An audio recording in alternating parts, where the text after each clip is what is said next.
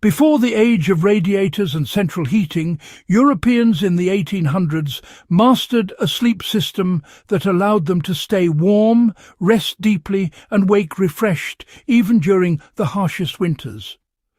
What they lacked in technology, they compensated for with practical ingenuity, careful planning, and a deep understanding of their environment. If you're a history enthusiast or a survivalist looking to incorporate time-tested methods into modern life, understanding these routines can completely change the way you approach warmth and sleep. Make sure to subscribe, like, and leave a comment as we dive into these timeless strategies. People layered their beds strategically for maximum warmth. Beds in the 1800s were built with layering as a science rather than a luxury. It wasn't uncommon for a single bed to have multiple mattresses stacked, each separated by a layer of straw, feathers, or wool. Straw mattresses, often called pallets, provided insulation and allowed air to circulate, keeping moisture away from the body. Over these, feather beds or wool blankets were added for softness and heat retention. You can replicate this by adding natural insulation layers under and over your mattress today. Wool blankets, down comforters, or even thick quilts placed strategically will trap heat without the need for a thermostat. People also used extra blankets folded at the foot of the bed, pulled up only to cover exposed areas, mimicking how modern heating zones work. Rooms were prepared meticulously to trap and conserve heat. In the absence of central heating, every household learned to treat their bedroom as a small microclimate. Windows were sealed with thick curtains or even secondary glazing, and doors often had draft stoppers. Floors, frequently cold stone or wood, were covered with rugs or straw mats. The idea was simple: contain the heat generated by the body and a small fire or stove. Applying this today, small adjustments like heavy curtains, rugs, and door draft blockers can significantly improve warmth at night without turning on a heater. Even simple actions, like closing unused doors in the house, mimic centuries-old practices for heat management. Hot water bottles and heated bricks were everyday essentials. In the 1800s, people relied on physics, not electronics, to keep warm. Heated bricks wrapped in cloth or ceramic hot water bottles were placed inside beds before sleep. These acted as long-lasting heat sources that gradually warmed the bedding through the night.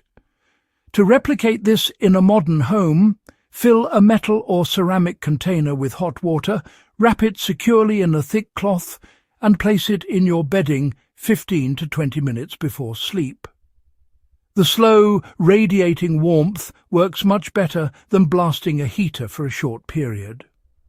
Soldiers in cold regions even carried portable versions, demonstrating how effective and portable this method could be. Layered clothing was, well, a deliberate choice, not just some fashion statement. People in the 1800s wore multiple layers of clothing to bed, which honestly seems a bit counterintuitive by today's standards. Long cotton or linen nightshirts were often topped with woolen undergarments, or even a thin waistcoat, and socks were pretty much standard for those cold nights. The main idea here was maintaining body heat by minimizing gaps between layers and using natural fibers that trapped warmth without making you sweat.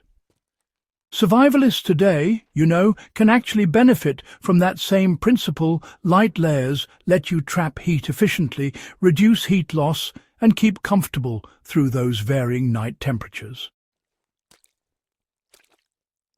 Shared warmth in winter households was, a standard strategy back then.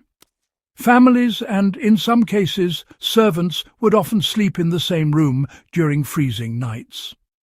The shared body heat was an intentional part of their winter survival strategy, providing consistent warmth without needing extra fuel. While this might not translate literally in most modern homes, the lesson here is to recognize the power of communal heating methods.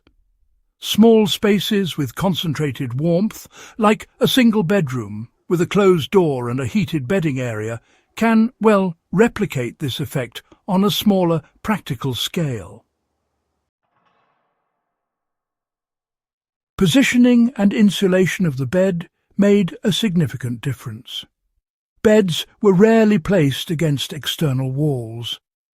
The preferred position was always away from drafts, often in corners adjacent to interior walls, sometimes even elevated on platforms to avoid cold floors. People also use canopies or bed curtains to trap heat around the sleeping area. In modern applications, the principle is the same. Create a warm microenvironment by insulating the sides and top of your bed. Even using a simple canopy, thick curtains, or a bed tent can emulate this old-world efficiency. Nighttime routines prepared the body and environment for deep rest. Before sleep, Europeans often engaged in simple routines that promoted warmth and restfulness. Warm drinks, light physical activity, and ensuring the bed was preheated with bricks or hot water helped signal the body it was time to relax.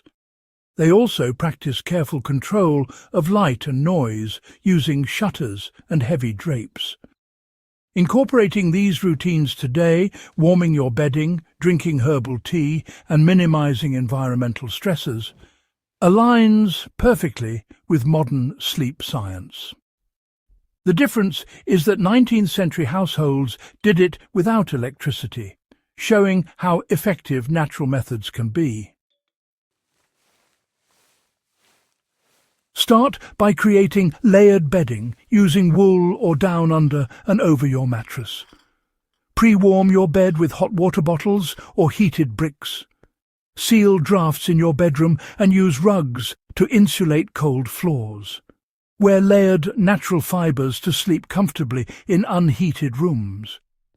Elevate or position your bed away from cold walls, and if possible, create a canopy or enclosed sleeping space to trap heat. Even small adjustments, like closing doors and curtains, follow the exact principles people used for centuries to stay warm without central heating. These strategies from the 1800s were not just about comfort. They were survival tools that kept families warm through some of Europe's harshest winters.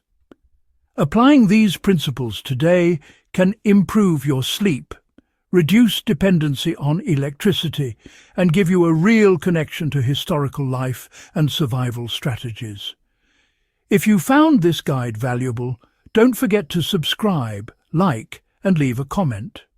Share this knowledge with fellow history enthusiasts and survivalists, and bring these timeless strategies back to life in your home.